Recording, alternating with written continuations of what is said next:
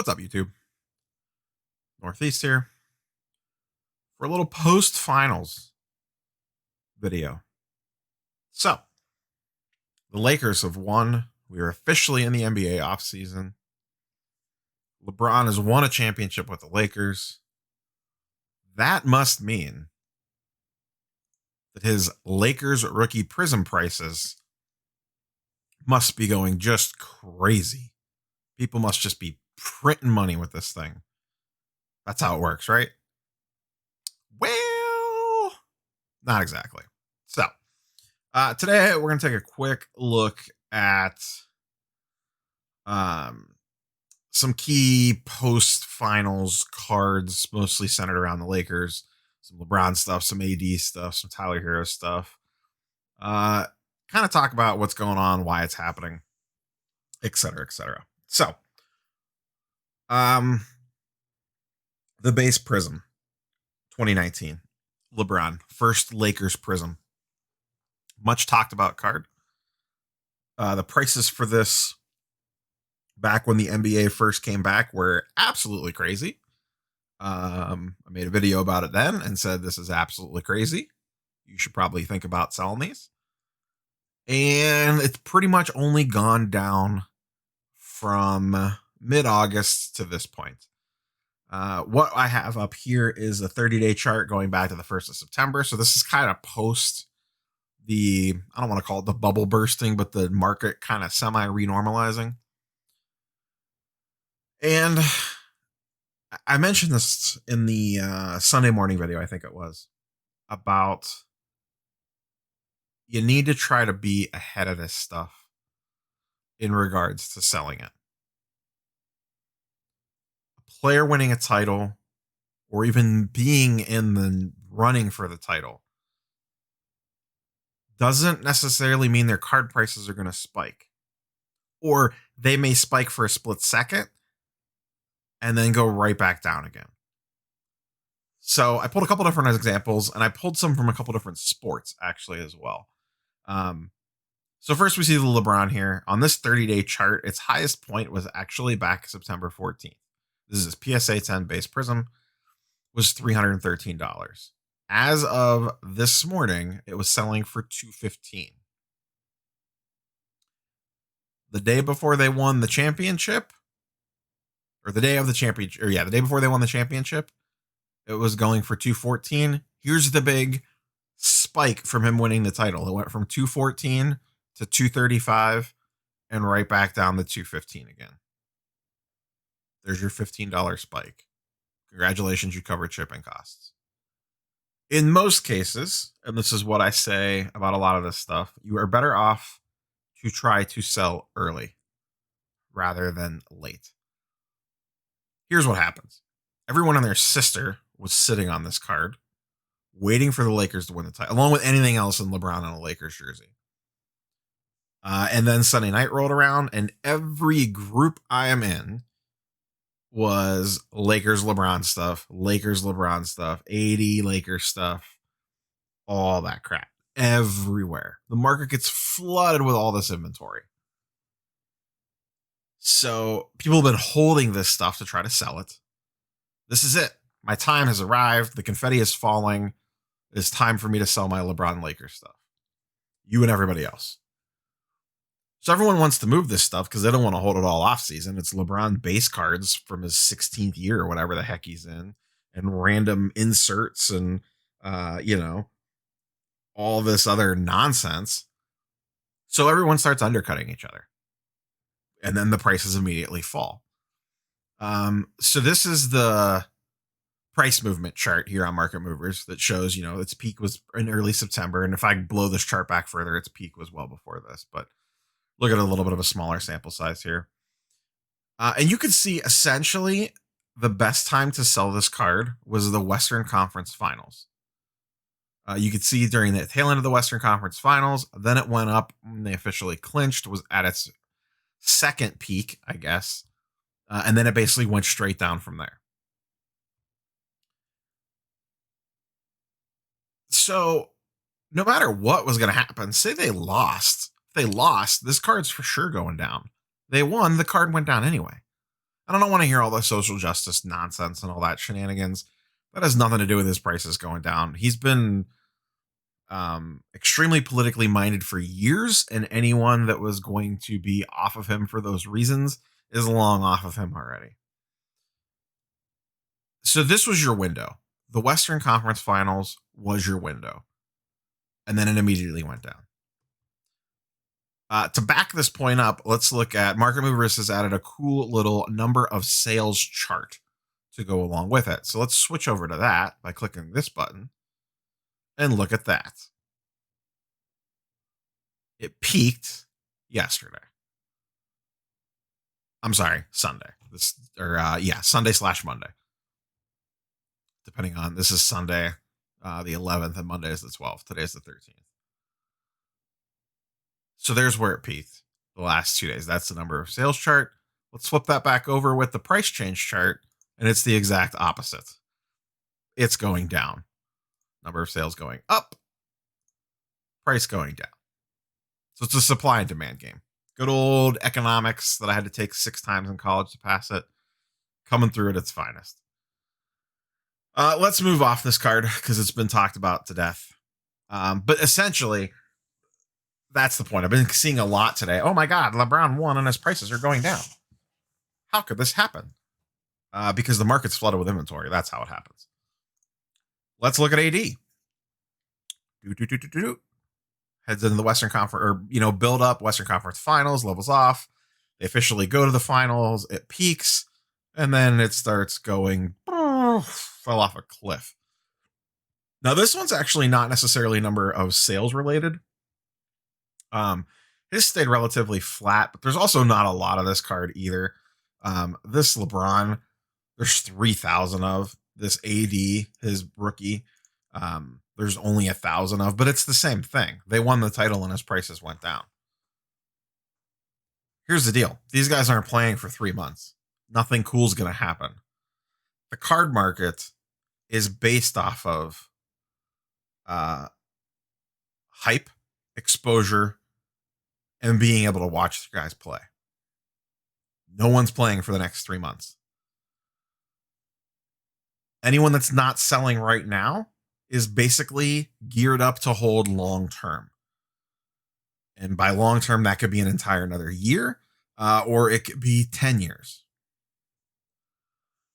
So to me, this is not that surprising. People are looking to get out of this card that don't want to hold it for long term. Maybe they bought it back in the lead up to all this, and they're just looking to get out of it at whatever profit that they made, thinking that it would go up prior to. But once again, another perfect example of you would have been better off to actually sell the week before the event, if that makes sense. Let's look at LeBron older stuff. This has been less affected. Now, this is a 3-day chart or a 4-day chart. I just went back to Saturday through Tuesday or through Monday night sales to see how his actually Grail cards are doing. Not Grail. These are PSA 9s. I went with 9s because there's just more data on them. There's not that many 10s in these cards, and not many people are selling these anyway. Most people that have these cards are holding them long term, especially the Topps Chrome. So I have his Topps base, the good old fashioned white suit, and the Topps Chrome. The Topps Chrome is of the standard stuff is basically the Grail for LeBron rookie cards. That's it. That's the one everyone wants. So what have these done over the last 3 days? Not much. The white suit's down 10%. The Topps Chrome is down 3%. And that's, once again, over a very small sample size. Let's blow this out a little bit farther and go to a 30-day chart.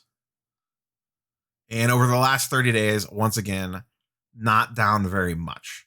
15% and 20%. 15% and 18% on the Topps Chrome. Not surprising. There's just, A, there's not a lot of these cards. And B, like I said, most people are holding these for the long term. If you, I don't want to say luck your way into, but if you acquire a LeBron 03 Topps Chrome, that's something you're looking to hold on to. That's I'm going to pass this down to my kids type card. Most people aren't looking to quote unquote quick flip that like his 19 Prism. So it's not surprising to me that there's not a lot of sales on these. and also that the price has not really changed all that much. Because that's just a classic card. Tyler Hero obviously didn't win a championship, but his pricing graph basically did the same thing.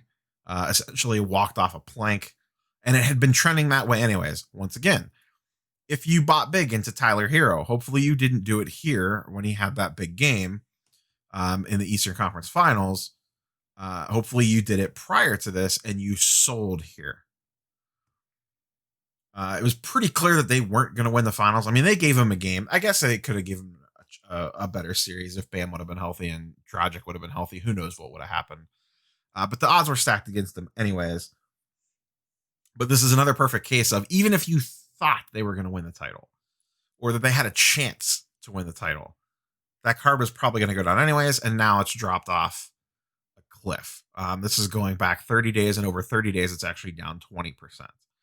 Its peak was at 450, and it is all the way down to 226. Let's blow this back a little bit further. Go back 90 days. So over 90 days, you're still up 40%. But we will be curious. This will be a card now I will be tracking going forward to kind of see how long it takes and where is the actual bottom for this card. I do think that once this bottoms out, this would be a good card to pick up. The Heat are going to be very good next year, and Tyler Hero has proven that he is a major player on that team next year, so he should get plenty of run. So I'll be curious to see where this levels back out again. Basically, pre-basketball coming back, it was sitting around 150-ish, 175-ish, way back here in mid-July. And right now we are back down to 300. So it still has a ways to go. We'll see how low this gets, but this card dropping off, not that surprising. So let's look at, just to prove that this whole situation is not a fluke, let's cross our streams here and look at Patrick Mahomes. This is one I've mentioned on the channel before. I don't know how many people realize this. They either just don't follow the card market or don't follow football. February 2nd is when the Chiefs won the Super Bowl. Right there. The blue line is his prism. This is his holy grail of rookie cards. And the purple line is the optic, the more common.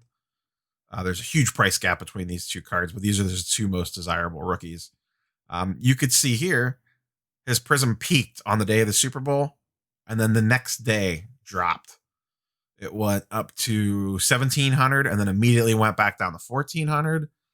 Then went back to around 1,200, sat there for a little bit, actually went lower, and then basically stayed flat until his contract announcement got announced. When he signed the extension, it spiked back up again and then started slowly trending back up from there.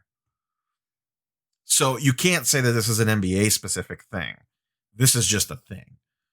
Once again, unless you got very lucky and sold on the night of the Super Bowl, you actually would have been better off selling right after they won the AFC Championship in that week leading up to the Super Bowl.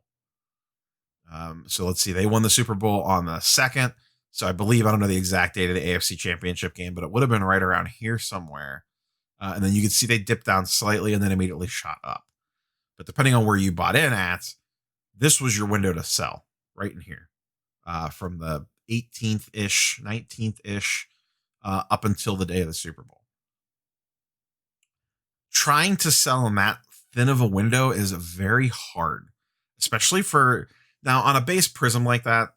And this card's a little bit different, specifically speaking to his silver prism, because the pop counts are a lot lower. So you have a little bit more of a narrow market, which also can make it difficult because the price point's a lot higher. You don't have as many people sitting out there with $1,200 ready to throw down on a Mahomes rookie. Whereas, the base Lebron prism is like a $300 card. That's a lot more in people's ranges. But you can see if I take this, let's look at his optic was going for 250, then went 250, then dropped to 225, 230, 200, and then flattened out once again until the contract was announced. And once again, let's look at the number of sales charts for this. So February 2nd is that key date. Look at the sales spike on February 2nd. The market gets flooded. And then here's the previous two, I'm guessing, playoff games. Here's the AFC Championship game. Here's the divisional round. And then this spike here, I believe, is when he got his contract extension announced. So long story short is sell. If you were buying this stuff to sell during these limited window events, they're going to win a title. They're going to compete for a title, especially in basketball, where it's a multi-game event. Or even football with the Super Bowl. If you have bought up players with the expectation to sell, with them performing in the playoffs or making the championship game or whatever, don't wait for them to win the title. Maybe you leave a little money on the table, maybe a little bit. But odds are you're going to have an easier time selling it because, one, some other idiot is buying into the hype. You want to sell into the hype. Someone else is going to be like, this dummy selling this Mahomes card or this LeBron card 3 days before he's about to win a title. Ha ha, I'm going to show him. Well, maybe he does because then he flips it that night for a small profit. And then by the time you factor in eBay fees and taxes and shipping, you probably didn't make much on top of what you paid for it in the first place. So, moral of the story is sell before the event or leading up to the event. Because then guess what? If the guy ends up not winning, especially football, it's one game. Anything can happen. You know, if Mahomes doesn't win, his prices crash even harder and even faster. You don't even get that night of that bump. So my personal philosophy is sell leading into it. Because anyone that was on Facebook groups on Sunday, all they saw was LeBron Lakers stuff everywhere. So that's all I got for you guys tonight. We'll catch you guys on the next one. Hit the like button, comment, sub. Peace.